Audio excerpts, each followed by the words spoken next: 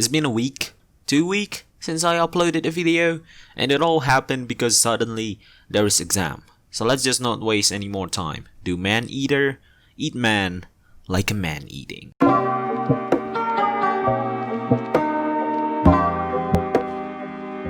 Alright, today we are going to talk about Maneater, a Shark open world RPG, which is really a surprise, honestly. Like, no one expect anyone to make this. No one asked for it, but here it is. And you know what is also a surprise? It's made by Tripwire, the developer of the Killing Floor series. Like, no one expected them to be working on something like this, an open world, and not only open world, a ShaRkPG open world. I cannot emphasize that enough. A ShaRkPG. Alright, with that said, let's start the review. First, let's start with the introduction. You are met with this beautiful, bulky, big bull shark. That is right, a shark games where your protagonist isn't a great white. Nice. So as a start, I really like how the game just throw you in like, hey, here's a shark, play around with it, and they give this sort of tutorial in a non-linear way.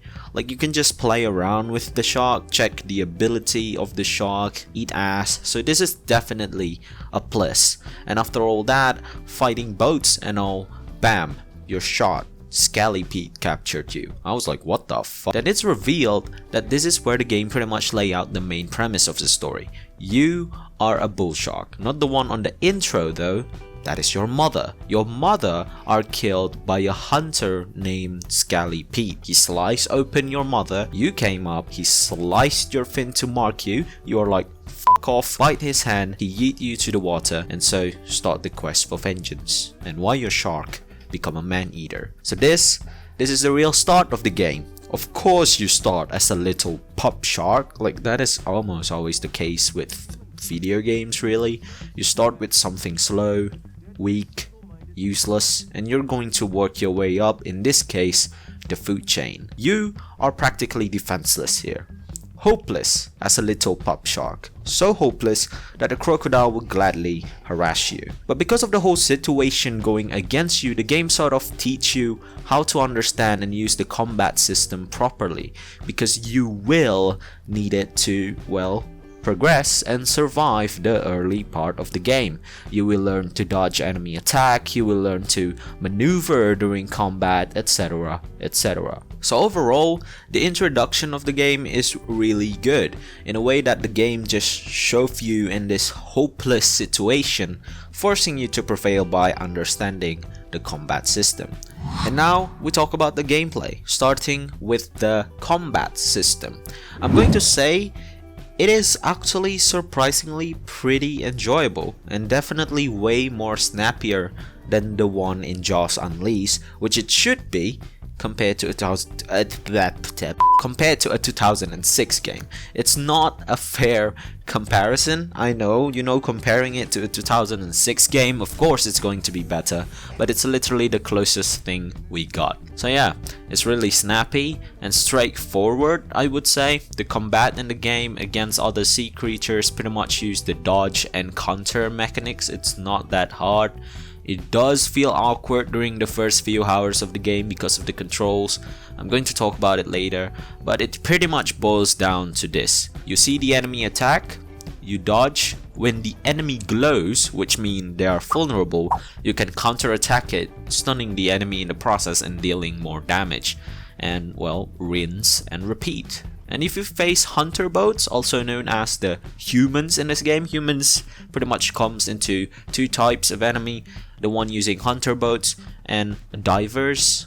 Divers is very easy to beat, honestly. But yeah, it consists of the same thing.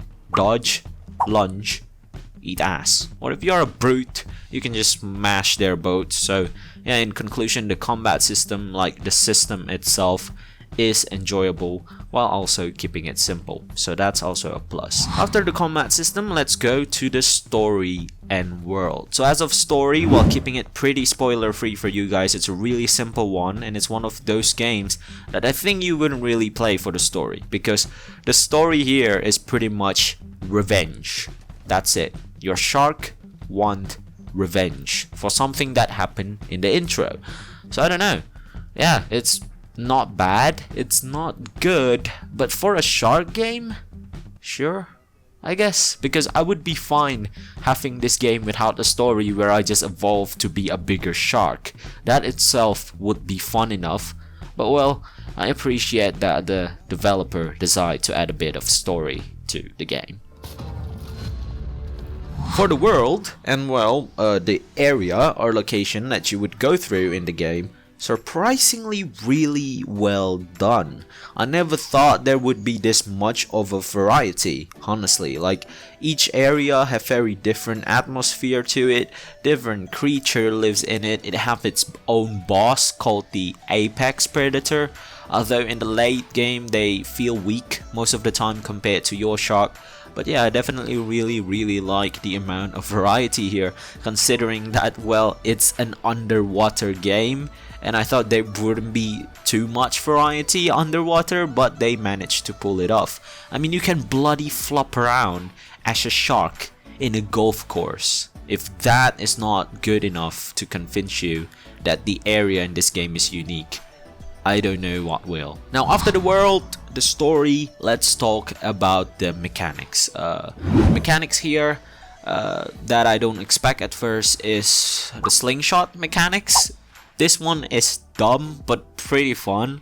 So with this mechanics, you can pretty much bite to your enemy and slingshot it, pretty much whip them with your tail and launch them to the targeted objects or enemy. It's just good fun for this one and adds more to the variety of the movement that you can do. Well, the next one is pretty much the safe house or base mechanics of this game called ShaRkGrotto. Is that the way you spell it? Grotto? Grotto. You can go here to escape from the shark hunter, you know, the shark diver, or take a break, although you can just pause the game for that. And it is the location to use the skill tree for upgrading your shark. You cannot upgrade your shark in the middle of nowhere. So like, let's example, you level up after fighting the apex predator and you want to upgrade your shark. You cannot upgrade it right there. You need to go to the ShaRkGrotto. Fortunately, the ShaRkGrotto is conveniently placed in each of the game area, and if you are not in combat, you can fast travel to the ShaRkGrotto. So yeah, it's cool. The last one is the radar system. Simply put, it's very similar to the Eagle system on Assassin's Creed. Wait, Eagle system? Eagle vision system on Assassin's Creed.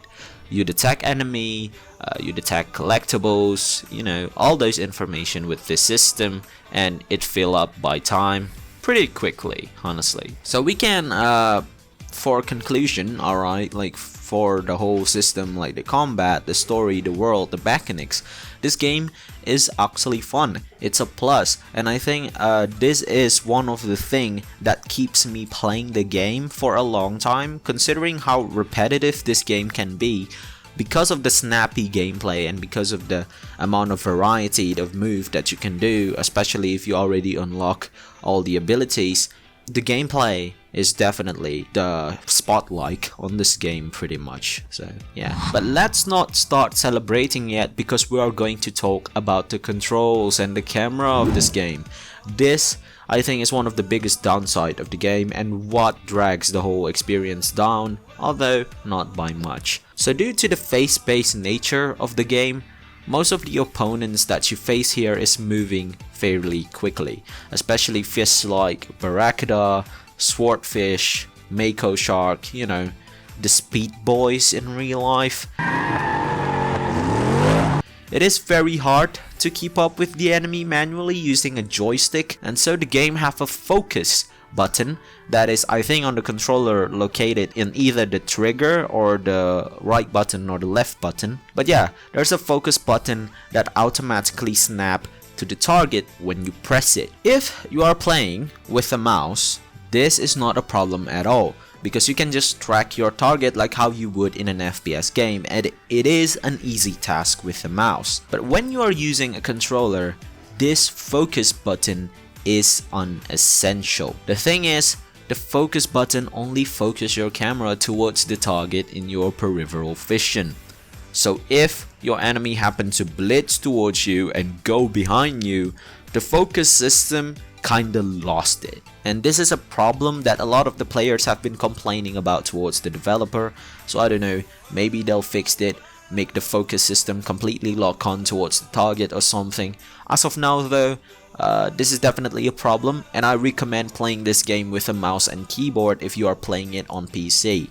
As a console player, let's hope for a fix, or well, just play the game more. And I think it's one of those things that you'll get used to after a while, but this is definitely worth mentioning. Oh yeah, and one more thing I should mention, I forgot, is when you swim on shallow waters, the game constantly tries to snap your camera to the surface.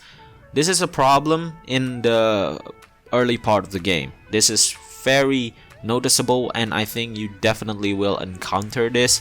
But well, after you move on from the first area, it's not really a problem anymore as the water gets deeper.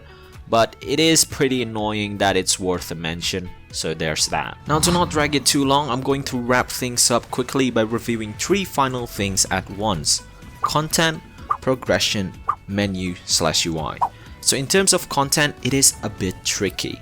For the price that I bought this game at, which is at Epic Game Store on PC, it is only $14.99. You definitely get what you pay for at that price range. But the thing is, on console, both PS4 and Xbox One, this game costs $39.99. Now at that price point, I don't know. Because at the time I finished this game completely with all the side activities done and collectibles found, I did all of that in 13 hours.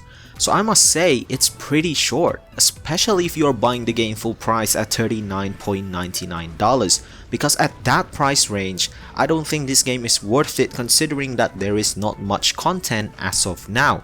But for $14.99, you definitely get what you pay for. It is a great game, as throughout the short campaign, the game keeps you filled in with activities to do, bunch of side quests, collectibles to be found, and the progression from being a pup shark to a mega shark is a really fun ride. My recommendation is, if you are playing this game, try playing it with the completionist playstyle.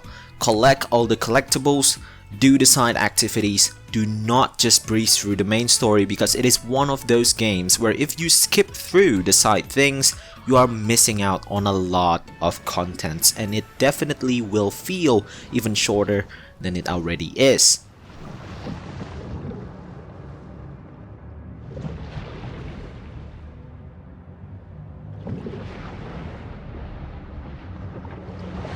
And now down to the final things, the menu/UI. The whole interface of the game is really good.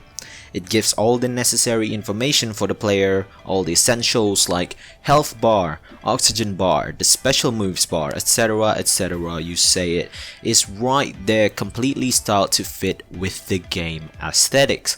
But there is one particular thing that I like more than the other here, and that is how the game permanently marks object found by the radar system on the map with a question mark, and you can set waypoints to it, so it is really helpful for finding the collectibles.